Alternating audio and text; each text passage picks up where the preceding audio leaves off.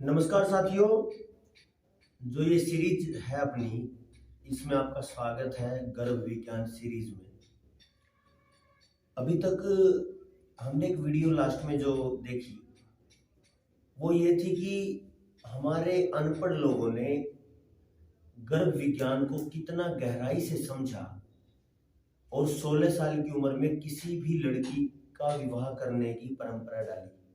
ऐसे ही लड़के की जो परिपक्वता है, जितनी 25 साल में होती है उतनी लड़की की परिपक्वता 16 साल में हो जाती है। तो दोनों का 16 साल में लड़की और 25 साल में लड़का, इन दोनों की विवाह की परंपरा रही हमारी। अब बात ये आती है, जब विवाह हो जाए तो गर्भ धारण के लिए समय होता है, तो उसके लिए सबसे पहली तैयारी क्या है? जैसा कि मैंने आपको बताया था कि यथा पिंडे तथा ब्रह्मांडे, जैसा इस पिंड में है, शरीर में है, वैसा पूरी सृष्टि में है। तो यहाँ से एक बात निकलती है कि अगर मुझे किसी भी खेत में कुछ फसल लगानी है, बीज बोना है, तो मुझे खेत की तैयारी करनी पड़ेगी। उसी तरीके से शरीर की तैयारी, जैसे एक वीडियो में कहा था कि गर्भ को क्षेत्र कहा है, गर्भ को खेत कहा है, माँ के गर्भ को सबसे जरूरी चीज कही गई है वो क्षेत्र कहा है जिसमें बीज बोना है। तो अगर मिट्टी अच्छी है यानी माँ का गर्भ अच्छा है तो संतान अच्छी होगी। तो उस मिट्टी को, उस गर्भ को अगर अच्छा बनाना है तो उसके क्या क्या तरीके हैं। ये कहते हैं कि रज शुद्धि जरूरी है, और बिना शुद्धि के अगर संतान पैदा हो जाए तो रोगी होगी, स्वस्थ नहीं रहेगी, चिड़चिड़ी होगी, यानी पूरी ऊर्जा का वो बच्चा नहीं बन पाएगा जितना उसको बनना चाहिए। असल में क्या है, जो ये अपने किसी भी महिला में, किसी भी बहन के जीवन का जो सबसे अहम हिस्सा है, मासिक धर्म का चक्र, वो एक विज्ञान से शुरू होता है। वो विज्ञान क्या है कि जब भी धरती घूमती है तो 27 नक्षत्रों से होकर घूमती है। तो 27 नक्षत्रों का प्रभाव हमारे जीवन पर है, हर किसी के जीवन पर है। तो महिलाओं के जीवन पर 27 नक्षत्रों का प्रभाव सीधा सीधा प्रजनन पे है।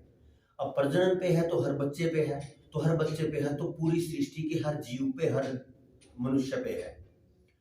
तो 27 नक्षत्रों का असर है, तो वो चंद्रमा से जुड़ा हुआ है, चंद्रमा के घूर्णन काल से जुड़ा हुआ है, परिक्रमा के सिस्टम से है।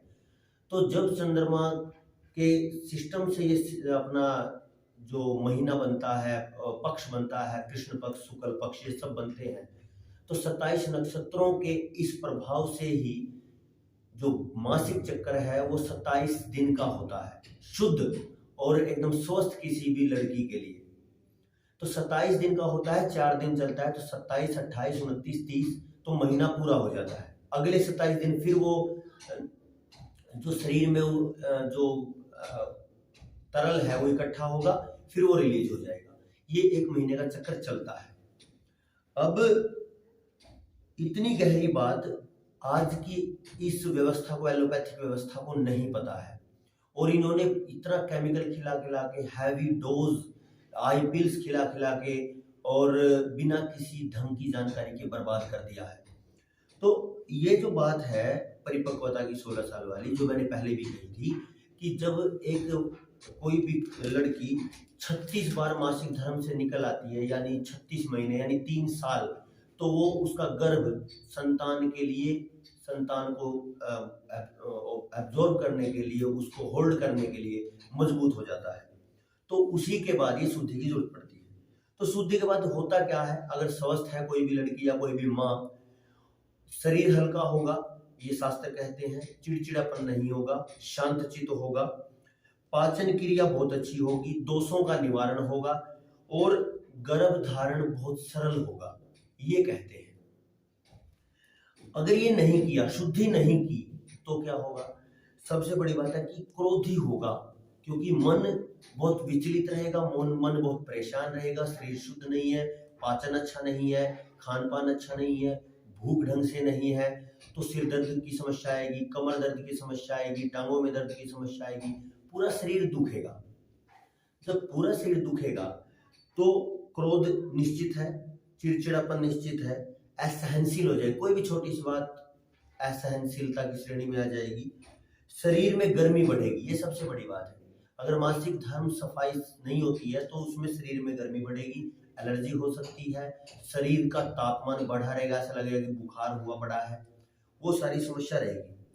तो ऐसी स्थिति में, क्योंकि ये चैप्टर लंबा है रज शुद्धि का, इसमें 3-4 वीडियो बनेंगी, तो ये जो सिस्टम है इसको हमें समझना होगा और रज शुद्धि की तरफ जाना होगा।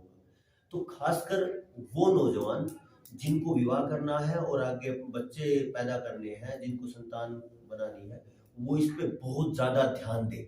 अन्यथा आपका जीवन सुखमय होने की बजाय, आपका गृहस्थ बहुत अच्छा होने की बजाय बर्बादी की स्थिति में आ जाता है। तो आपने वीडियो को इतना ध्यान से सुना, आप सबका बहुत बहुत धन्यवाद।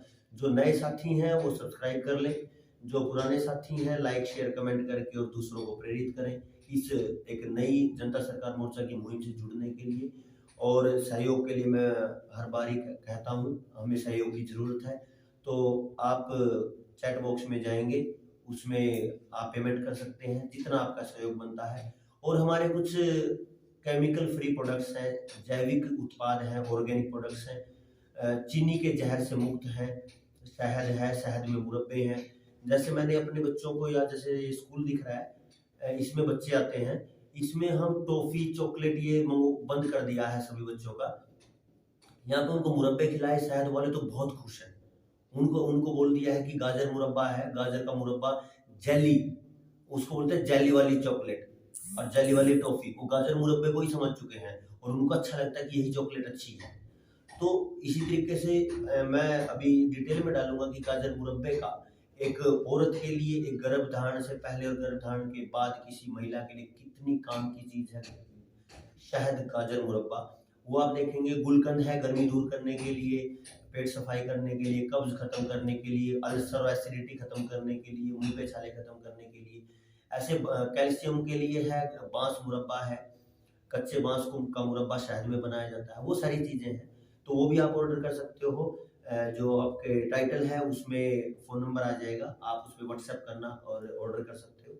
तो ये सहयोग की ज़रूरत है और वीडियो को शेयर करिए ताकि और ज़्यादा लोगों तक ये पहुंच जाए। आप सबका बहुत बहुत धन्यवाद, नमस्कार। आपने इतना समय दिया और ज़्यादा साथियों को जागरूक करते हुए आप भी हमारे साथ जुड़िए। बहुत बहुत धन्यवाद, नमस्कार।